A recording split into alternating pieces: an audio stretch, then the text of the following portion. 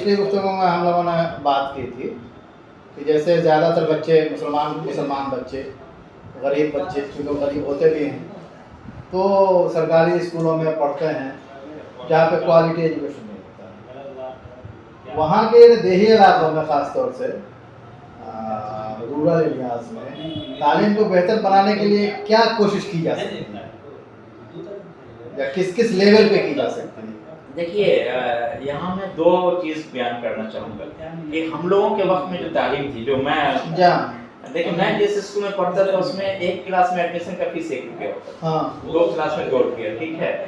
उस स्कूल में जो हमारे टीचर होते थे, आप यकीन जानिए उनको आज भी देख के ना साइकिल से उतर जाना होता है बाय डिफॉल्ट। उनको देखिएगा आप उतर जाइएगा। ये हमारा कमाल नहीं है, ये उनकी पर्सनालिटी का कमाल है।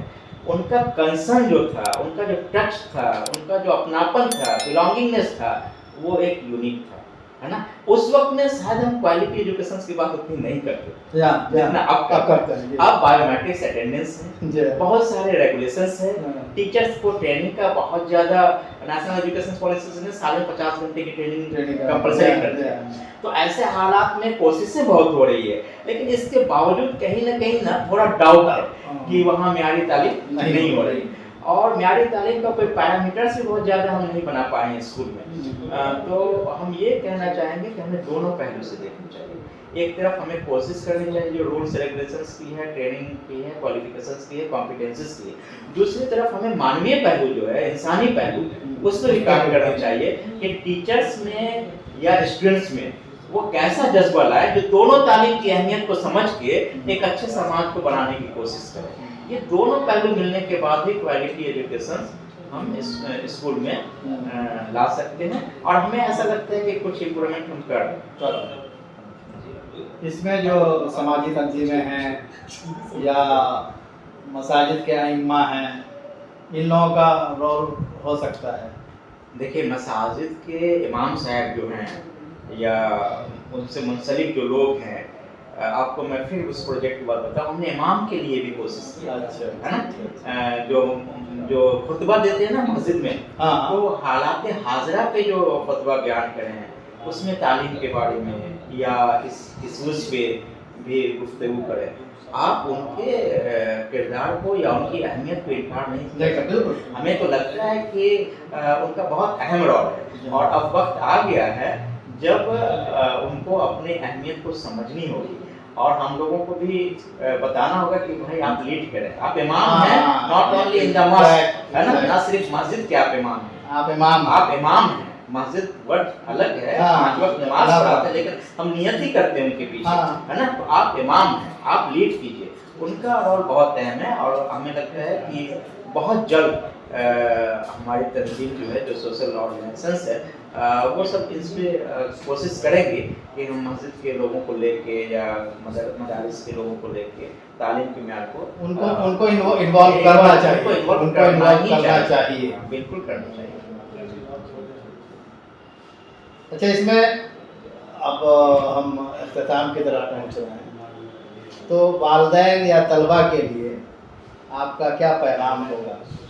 देखिए, वालिदैन के ताल्लुक से मेरा पैगाम तो बिल्कुल वाज़ेह है। वालिदैन को अपने बच्चों पे 100% यकीन करना चाहिए। वालिदैन को अपने बच्चों को किसी से कंपेयर करने की कोशिश नहीं करनी चाहिए। वालिदैन को खुद भी और बच्चों को भी सब्र दिलाना चाहिए। वालिदैन को चाहिए कि ये बच्चों को बताए कि अभी का जो वक्त है यही वक्त तुम्हारा है, अगर इसमें मेहनत कर लोगे तो आने वाला वक्त तुम्हारा होगा, और अगर मेहनत नहीं कर पाओगे तो आने वाला वक्त तुम्हारा नहीं होगा। वालिदैन को कुछ इस किरदार में होना चाहिए कि वो बच्चों के साथ उसके पीछे दीवार बन के खड़े रहे, बच्चों के पीछे दीवार बन के खड़े रहे। और माँ का किरदार ज़्यादा है। घर में हो सकता है कि वालिद खफा हो जाए, माँ का किरदार बहुत है। माँ की खामोशी, माँ का अंदाज, माँ का तौर तरीका, माँ की उम्मीदें, अगर बच्चे जान जाए ना तो वो कुछ भी कर सकते हैं, है ना। تو ماں جو ہے، اچھا مجھے ایسا لگتا ہے کہ اس میں پڑھی لکھی ماں اور جاہل ماں اور یہ ماں وہ ماں نہیں، امیر ماں غریب ماں نہیں، ماں کو اپنے بچوں کے ساتھ کھڑے ہونا چاہیے. ماں کو لڑکے اور لڑکی میں تفریق نہیں. ماں اگر لڑکی کے سر پہ ہاتھ رکھ دے گی نا، لڑکی کو کامیاب ہونے سے کوئی نہیں روک سکتا ہے، اور اس لڑکے کو. تو مجھے لگتا ہے کہ والدین بہت اہم ہیں، اور والدین تھوڑی ہمت کریں اور بچوں کی کمی کو سمجھیں، تھوڑا اگنور کرنے کی کوشش کریں، تھوڑا دوستانہ تعلق بھی بچوں سے رکھیں. ایسا نہیں ہے کہ ہمیشہ جیسے ہم لوگ غصہ میں رہتے ہیں، باپ بن کے نہ رہیں، بلکہ کبھی کبھی دوست بن کے بھی رہیں، اس کی پریشانی کو، اس کی مجبوری کو سمجھیں. اور بچہ اگر کمزور ہے، پہلی چیز دیکھیں، میں تعلیم کا طالب علم ہوں، تو میرے نظر میں بہت کمزور ورڈ نہیں ہوتا ہے. میں کسی بچے کو، یہ امپورٹنٹ بات ہے. میں کسی بچے کو ہمارے تو کیٹیگرائز کر دیتے ہیں کلاسوں میں بھی. دیکھیں میں اگر ایمانداری بولوں تو میں کتنا 25 سال سے پڑھا ہوں. اب میں یہ کہوں گا تو آپ کہیں گے کہ مجھے ہم سے زیادہ کمزور بچہ نہیں نظر آیا. تو میں پھر وہی کہہ رہا ہوں کہ کمزور نہیں ہوتا ہے، اس کے ساتھ کھڑا کون ہے؟ میرے ساتھ میری امی کھڑی ہے نا، تو میں مضبوط تھا. جس بچے کے ساتھ والدین کھڑے ہوں گے وہ بچہ مضبوط ہوگا. کلاس میں پاس کرنا، فیل کرنا، نمبر کم لانا، نمبر زیادہ لانا، یہ بہت بات کی بات ہے. پہلی چیز ہے اس بچے کو اچھا بنانا، اس بچے کو یقین دلانا کہ تم یہ کر سکتے ہو، تم کامیاب ہو سکتے ہو، یہ زندگی بہت اہم ہے، تم اس کا استعمال کرو، اور آنے والا وقت تمہارا ہوگا اور ہم لوگ تمہارے ساتھ. یہ ایک ہونا چاہیے، کوشش ہونی چاہیے. طلبا کو کیا کہیں گے آپ؟ طلبا کو میں کہنا چاہوں گا کہ اس دنیا میں شارٹ کٹ فارمولا کچھ نہیں، شارٹ کٹ نہیں، اور آپ کو محنت کرنا چاہیے، محنت کرنا چاہیے، محنت کرنا چاہیے، اور صرف محنت کرنا چاہیے. اگر آپ محنت نہیں کرتے ہیں تو میں یہاں پہ تھوڑا غلط ثابت ہو جاؤں گا. اللہ تعالیٰ اسی کا ساتھ دیتے ہیں جو محنت کرتے ہیں. جی بالکل ہے نا. اگر آپ محنت نہیں کرتے ہیں تو آنے والے وقت میں آپ کو بہت محنت کرنا ہوگا. آپ دیکھیے مزدور صبح میں چوراہے پہ جا کے دیکھیے کتنے مزدور کھڑے رہتے ہیں. ویسے حالت میں وہ دن بھر مزدوری کرنے کے لیے کھڑے رہتے ہیں. اتنی محنت اگر ہم کر لیں پڑھنے کے لیے تو آپ اندازہ لگائیے کہ کیسا مستقبل ہوگا. ایک سال جو مزدوری کرتے ہیں نا، اتنی محنت کوئی بھی طالب علم اگر کر لیتا ہے تو یقین جانیے اس کو کامیاب ہونے سے کوئی نہیں روک سکتا ہے. اور ہر بچہ چاہے وہ انگلش جانتا ہو، ہندی جانتا ہو، ہم لوگ ہندی میڈیم سے پڑھ کے علی گڑھ میں گئے، وہاں انگلش میڈیم. اب پاس کرنے کے علاوہ کوئی اپائے نہیں ہے، نتیجہ ہے کہ انگلش میڈیم میں پاس کریں. تو یہ سب بہت چھوٹی چھوٹی چیزیں ہیں. بچے محنت کرنے کے پہ آمادہ ہو جائیں گے، وہ کچھ بھی کر سکتے ہیں. تو ان کا ابھی وقت ہے. اگر ابھی محنت نہیں کریں گے تو پوری زندگی ان کو بہت عجیب طرح سے محنت کرنا ہوگا. اس لیے ابھی وہ محنت کر لیں تاکہ آنے والے وقت میں وہ دوسروں کو مدد کرنے کے لائق بنیں گے اور سماج کے سمجھیے ایک اچھے سٹیزن ہوں گے. ادروائز ان کا بھی وقت مشکل ہوگا اور سماج بھی اچھا نہیں ہو پائے گا. بہت اچھا میسج، بہت اچھا میسج. اچھا، تعلیم تو ابھی بھی مسلمانوں میں کم ہے، لیکن یہ ہے کہ اویئرنیس تو بڑھی ہے، تعلیمی بیداری مسلمانوں میں آئی ہے. تو اعلیٰ تعلیم میں، ہائر ایجوکیشن میں ہماری جگہ کہاں؟ دیکھیے اعلیٰ تعلیم جو ہے نا، عام طور سے ہم اپنے یہاں +2 کے بعد جو تعلیم میں ایڈمیشن لیتے ہیں ہم اس کو اعلیٰ تعلیم سے ماخوذ کرتے ہیں. اعلیٰ تعلیم ڈز ناٹ مینس کہ بس پڑھتے رہنا ہے نا. BA میں ایڈمیشن لے لیا، کیوں لیا پتہ نہیں، MA میں لے لیا، کیوں لیا پتہ نہیں. میں تو بچوں سے پوچھتا ہوں کہ کیوں پڑھ رہے ہو؟ تو پڑھ رہے ہیں. ہوم سائنس لیا، کیوں لیا؟ تو لے لیا. تو یہ سب ورڈ نہیں ہونا چاہیے. ان کو اعلیٰ تعلیم جو ہے ایک آبجیکٹو بیسڈ کوشش کرنی چاہیے، اور اس سے پہلے تھوڑا لوگوں سے مشورہ کر لیں. اگر ان کو کچھ یہ ہے، اگر ان کا اپنا ایمبیشنس ہے، اپنا ویژن ہے، اپنا انٹرسٹ ہے، اٹس اوکے. اگر کچھ ڈاؤٹ ہے تو یہ کریں، لیکن کچھ مقصد لے کے تعلیم حاصل کریں. اور ہمیں لگتا ہے کہ آج کے وقت میں اتنے مواقع ہیں، اتنے طرح کے کورسز ہیں، جاب اورینٹیڈ کورسز اتنے ہیں، اور آپ کے انٹرسٹ کے اورینٹیڈ کورسز اتنے ہیں. نیشنل ایجوکیشن پالیسی نے تو بالکل اس کو اوپن کر دیا है ना, आप फिजिक्स के साथ म्यूजिक पढ़ लीजिए, इतना ओपन है कि हमें लगता है कि बच्चे अपना इंटरेस्ट भी पूरा कर सकते हैं, जॉब भी हासिल कर सकते हैं, रिस्पेक्ट भी पा सकते हैं, सब कुछ उनके हिसाब से है, बट बस उनको कोशिश करनी है और मकसद के तहत कोशिश करनी है। लेकिन ये है ना कि हायर एजुकेशन में अभी भी उतने हैं नहीं मुसलमान जितना होना चाहिए। यकीनी बिल्कुल नहीं है। आप देखिए आला तालीम में मुसलमानों की तादाद आप देखिए ना,